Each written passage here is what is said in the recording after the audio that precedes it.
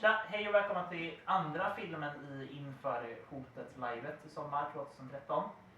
I det här filmklippet så kommer jag och Robin gå igenom hur fysisk strid kommer funka på själva livegolvet. Och innan vi går in på det så kommer vi ha en gyllene regel som gäller alla tillfällen fysisk strid förekommer. Och det är att man alltid pratar ihop sig med spelaren först.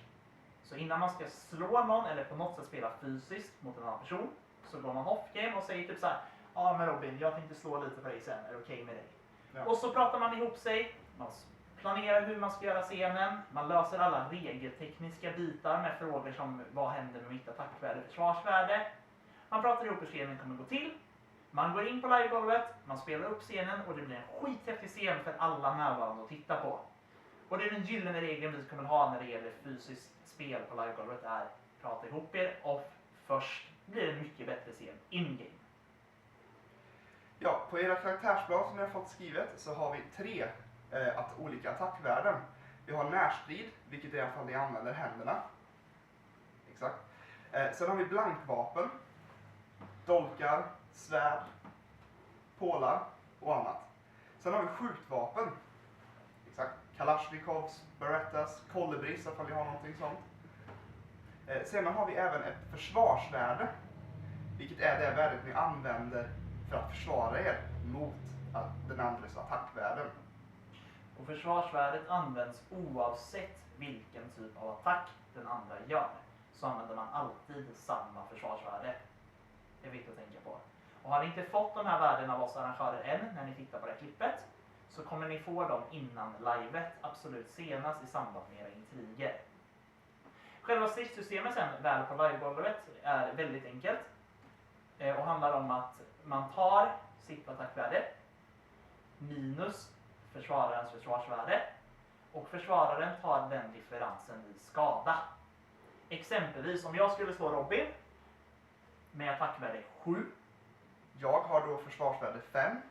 Så innebär det att Robin kommer i det här fallet ha 2 hälsonivåer i skada. För skillnaden i mitt attackvärde mot hans försvarsvärde är 2. Om det däremot hade varit så att Robin slår mig 4. Ja, med sitt attackvärde 4. Jag hade tänkt att slå samma attackvärde som innan, men det var 4. Och jag försvarar mig med mitt försvarsvärde som är 7. Så tar jag ingenting i skada, Robin gör ingen skada och han tar ingen skada. För mitt attackvärde, eller mitt försvarsvärde, är högre än hans attackvärde. Om det däremot hade varit så att jag slår Robin med 3, Robin försvarar sig med 3, så händer ingenting.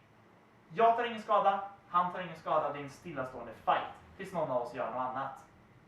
Och viktigt att tänka på här, vilket jag själv nu inte gjorde när vi spelade in det här klippet, är att man faktiskt har olika attack- och försvarsvärden. Så att Robin ändrade sitt värde i vår första strid var logiskt. Gällande vapen och sånt då på livegolvet? Ja, boffervapen är i allmänhet okej, men inte slå på andra. Om inte det talas in innan. Men om de har en kolfiberstam i sig är de inte godkända att slå andra med. Även vapen som är slipade, absolut inte tillåtna.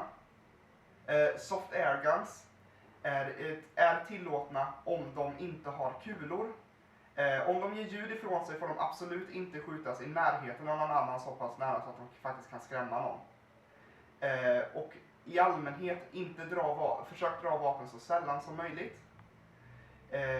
Och även om ni har några frågor och angående era vapen och vilka ni vill ha med, prata med mig då. För det är jag som har hand om just vapenbiten. Och alla vapen som ska tas med in på själva livegolvet måste godkännas vid incheckningen. Och då är det Robin här som har hand om den biten. Så har ni åskvapen så måste det tas med till inchecket och visas upp där för att det ska få tas med ut på livegolvet.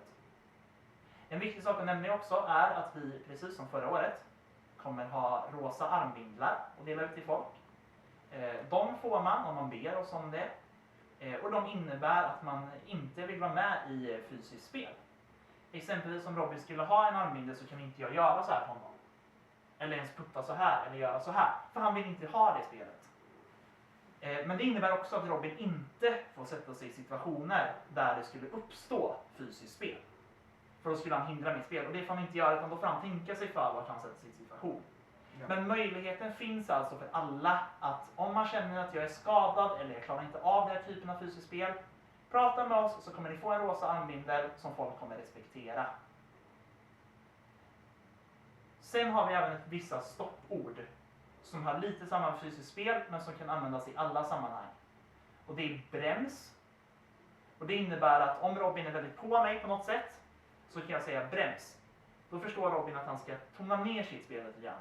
Han behöver inte sluta spela helt, men han ska tona ner det spel han håller på med just nu. Och sen har vi regelordet cut, som även funkar med bryt. Och cut eller bryt innebär att livet bryts helt. Alla spelare kommer gå ur karaktär direkt det hörs. Det används enbart om det är så pass allvarlig skada att vi behöver ringa en ambulans. Annars är det brems som används för att tona ner en scen. Och ett sista regelord som har lite ihop med strid är ordet solo. Som kommer användas om till exempel jag och Robin har pratat off enligt den gyllene regeln. Kommit överens om vi ska göra en skitsnygg scen här inne. Och vi vill inte att några andra på livegolvet kommer lägga sig i, även om deras karaktär borde göra det. Då kommer vi gå ut på livegolvet och exempelvis så kommer jag säga att fan, jag kan puckla på Robin helt solo, jag tar det i solo. Och det innebär att vi har en förplanerad scen. Låt oss spela klart den tills den är slut. Och när den är slut så får ni gärna lägga det i. Men i en soloscen så låter man spelarna som har planerat scenen spela den. Och det är väl det vi hade om regelsystemet. Och har ni några frågor på det här eller om vi har varit otydliga, vilket jag tycker att vi har varit i det här klippet så jag förstår er. Hör av er till oss på mail och vår mailadress är info@spegelglas.se. Tack! Tack!